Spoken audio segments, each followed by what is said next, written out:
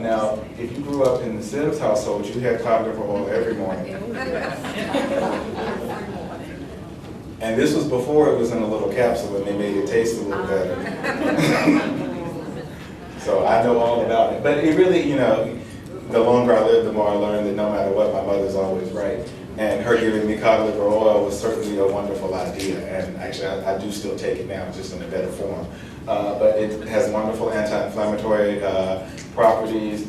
The omega-3 fatty acids that we hear about so much, a wonderful rich source of that. You do want to be careful, as with most of these things, in the pregnant woman, because how the fetus handles those things is not that well clarified, and you don't want to be the person doing your own study with your kids. So we do worry about that a little bit. And people who are on blood thinners, cod liver oil is not the greatest thing. I do have the old bottle that you mix with a little bit of orange juice. It's still nasty. If you don't know, I'm from West Virginia, and know about all of these different things that hopefully most of the rest of the world is not familiar with. But I definitely know about some real pure kerosene on a tablespoon of sugar that will help cure a cold if it doesn't kill you. And turpentine as well. I've never had this, actually. I've never had kerosene either, but I've seen my grandfather do it, and he lived. But you know, there are a lot of things that, as Dr. Goldstein had mentioned earlier, if it won't hurt you, I'll let you do it. Most of these things aren't on that list. Once you get down to here, not so bad. Apple cider vinegar, if people want to take a little bit of that, they tell me it helps their reflux, fine. I've had people tell me a teaspoon of mustard helps their reflux, fine. You know, any of those things are where I really feel like the risk to you is minimal, and even if it's only a placebo effect, it helps you. It's not harming you. I'm totally fine with it. Some things that I promise you, I didn't just put this on here because they help support us, because I've been using this product myself for quite some time, and I actually do think it is a good product. The althea root in it is very soothing to the vocal folds. Slippery on bark helps thin mucus, so you don't have that thick phlegm, helps you feel better. Licorice root also helps in terms of its soothing qualities and help thinning the mucus. So all the stuff in this is actually natural things that really do help the throat, and so throat coat is an appropriate name because this really does help mild symptoms. And if you have the flu, this is not going to take care of that, but if you have a cold, this can help you feel better. The lozenges, big fan of those too, particularly in the winter months when things are dry. Just the lubrication from this can be very, very helpful. Halls, of course, it's all around. Vocal Zone is a product that is, well, in the age of the internet, not that hard to get, but primarily it comes from London. It has like myrrh and menthol and some other stuff in it. So for me, this is good for an anesthetic effect, and not so great because when you take it, you have to realize that you are masking symptoms to some degree because it's really anesthetic more than curative.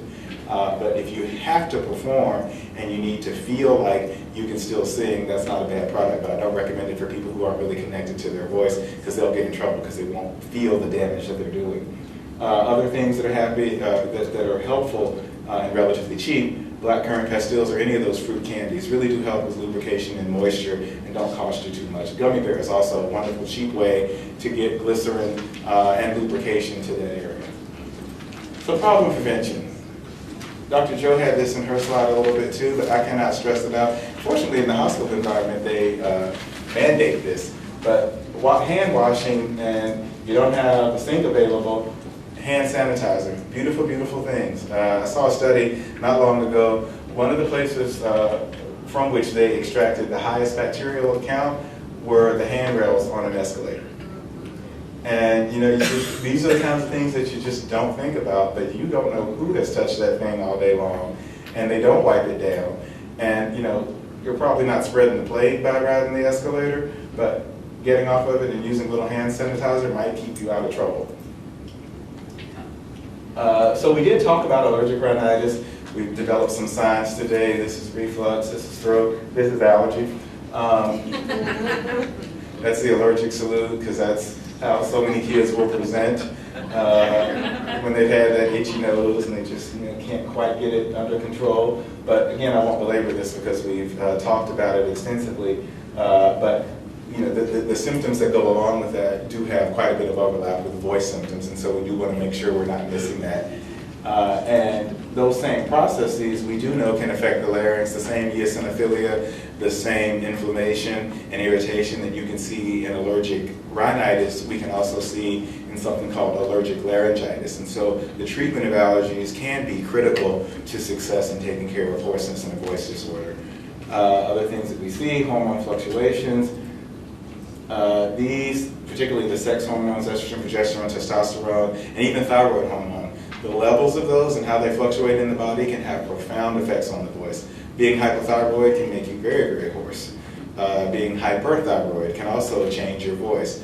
Having, again, with the whole concept of puberty, there are great fluctuations that go on with the sex hormones, and how the voice responds to that is incredibly important. And seeing many female singers and professional voice users as I do, many of them can tell you they have a voice that varies almost exactly with their monthly cycle, and they know when they're going to have trouble.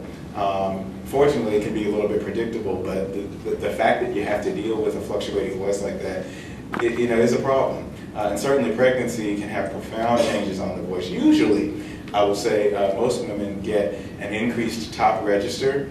The problem with that is, as we talked about with pregnancy, once you deliver, you also deliver that top register.